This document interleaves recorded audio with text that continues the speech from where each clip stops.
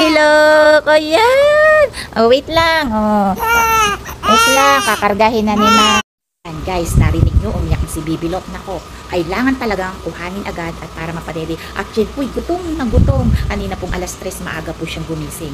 Tapos mga alas 5 o alas 6, nako, tutulog na yan hanggang mag alas 10. Yan, gising na po siya ngayong alas 10 para dumede sa akin. Yan. Gutom na gutom po talaga yan. Kailangan po talaga ay mapa-breastfeed na talaga si Bibilok.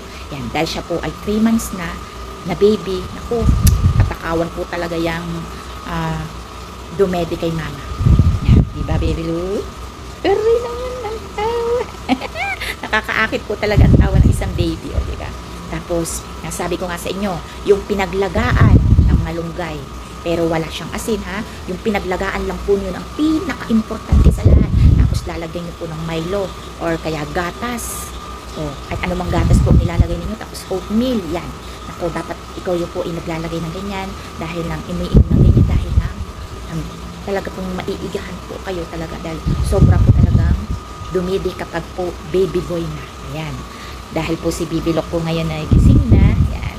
Medyo nagmumuni-muni dahil po mag-aalas 10 na. Ayan. Ipiniprepared ko na po siyang maligo at nilalagyan ko na po nitong mga itong langis. Ayan. O sige po.